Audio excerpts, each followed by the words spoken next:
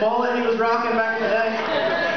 Shannon, it was irresistible, wasn't it? Irresistible. Well, I'm his youngest brother. I've got 4 older brothers. He was the youngest of the 4. So for 6 years, he thought he was the baby of the family and had it made for life, you know. And then I showed up, and it just really messed things up for Beef. So ever since then, there's been some animosity there between the 2 of us. But there's a lot of things about Beef that was unique, you know, very unique about him and about all of our brothers. He really stood out from the rest of us. One thing was that see, as a child, Mom, you probably didn't know this, but there's always been this void in my life of a lot of things that I didn't get from my mom because Beef was always there. And, you know, there were some times I needed some attention, there were some times I needed some love, and there were some times I needed some mama time. But Beef always got the mama time. And that's just kind of how it was. And I call him Beef because Steven, I don't even know who that guy is, but so one night it was storming, raining really bad. I don't know, I was about 12, and he's 6 years older than me, so he's about 18. I think it wasn't long after that you were married. Yeah, so anyway, it was storming real bad. I mean, just a terrible storm, and you know, kids are scared of storms and things like that. So it's in the middle of the night, lightning crashing, things going on around, and I get kind of frightened, and I wake up, and I decide, man, I'm going to go to Mom and Dad's room, you know? I'm going to go get in the bed with Mom and Dad. And I open the door, and as the light from the hallway shines into their room, I hear snoring, because Dad liked to snore a lot and all that kind of stuff. But all of a sudden I see these 2 massive feet hanging off the end of the bed. I was like, what in the world? I was kind of taken back by that, and I'm like, what's going on in here? Who's invaded the house? And as I walked around the bed, I see Beef. It's already got me beat to the punch. He's already snuggled up to Mom, loved up on her, 18 years old. Hey, Chuck, you know how it is. You lived with him at college. You know how it is when he gets a little scared, a little terrified. He needs a little love. But that's all right. That's the kind of guy he is. But what can I say? He's my big brother. I could be up here all night. But I'm not going to just destroy him from his church family. But I got the privilege when I was in Bible college he had this crazy idea of me coming to be his intern, where he was youth pastoring over in South Haven, Mississippi. So I signed up, went over there, and Shannon and I had grown up in the same neighborhood. She lived right down the street, and she was a basketball player back in the day. Well, you know, anyway. So anyway, and I was always quite the baller myself, so she would come down and try to challenge me to a game, and we played one-on-one, and really we didn't like each other. Basketball court, really couldn't stand each other. And most of the time we'd end up in some kind of fight or argument or whatever. And Beef would always come to my rescue, the willing soul that he was, the big brother, the defender of the homeland, you know, the yard. And he would come out and he would run her home. And it wasn't until just a little while ago I began to think about this. He often ran her home, but didn't come back for quite some time. I never really put that together. Well, so I'm living with him in South Haven, and we decided to play some cards that night. Is that my cue? Okay, so we decided to play some cards one night. We grew up playing cards all the time. I can tell the story, but okay, can I tell this story? I think this was our first big marital problem, and I was right in the middle of it.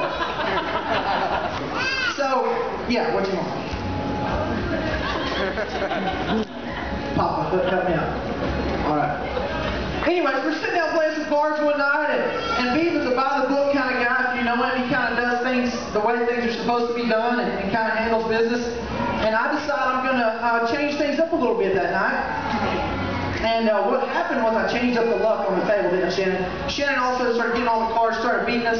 And when Shannon starts winning something, I don't know, she may have humbled herself these days, but when she starts winning something, she really, this is not Shannon, she really brings it. But so that night we were bringing it, and Beef was getting a little upset. He got so aggravated that he decided he was going to quit in the middle of the game.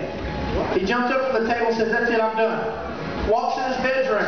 Well, as we began to look through our cards, Shannon realized she had the best possible hand that you could ever have in a game of pinochle. It's like a 1 in a million chance that you can get this hand. So she's like, "Oh no, buddy, oh no." And he's in the bedroom. She's like, "No, you better get back out here. You better get back out here."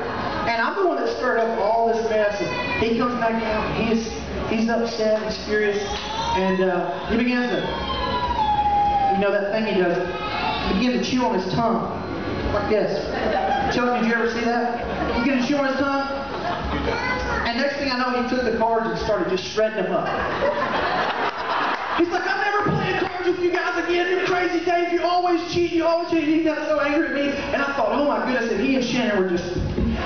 And I was like, oh Jesus, here I am. We're working in ministry together. And I've got my brother. And so I go to my room and I start packing my stuff. I think I better just go and get out of here.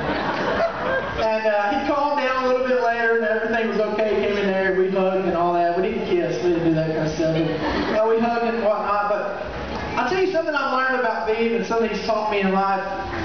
And an unfortunate thing sometimes is that when you get close to Beeb, he becomes somebody that is involved in your life in a significant way, and it's going to cost you something. How many guys can agree with me on that? It costs you something when you get to know this guy. When Destiny Church was just starting, I was doing some contracting, and he was needing some work, and I was needing some help.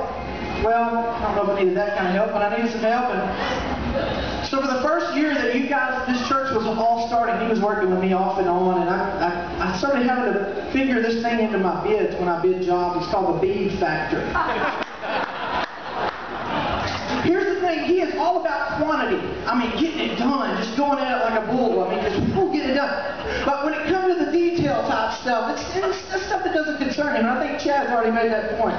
Like, Chad's the detail guy. So I figured in this thing called the Beeb Factor. And so I began to adjust my bids, and I began to turn out all right on some things. But I started thinking about that last few days. You know, when you get to know him, it costs you something. But many of you can say today that it has cost you something to know him and to be a part of his life. And I was thinking about that myself. You know, if you look at Beeb's life and you look at how he lives his life with that sometimes reckless passion and reckless abandon to love people and to care for people and to think way outside the box on a lot of things. Sometimes you're like, is that rational? But what happens is it costs you some selfishness in your life when you get to know this guy. When you live around him, when you walk with him, when you work with him, when you serve with him, you begin to shed some things in your life that you don't really need. You begin to think about other people first. One thing about my brother that stands out the most to me is he's always put others before himself. He's always served and sacrificed. And that's just something David Taylor has seen. The Beeb Factor sometimes is way up here, right? But at the end of the day, at the end of the project, at the end of everything, you see, man, it was all about shedding just a little more of himself to give to someone else.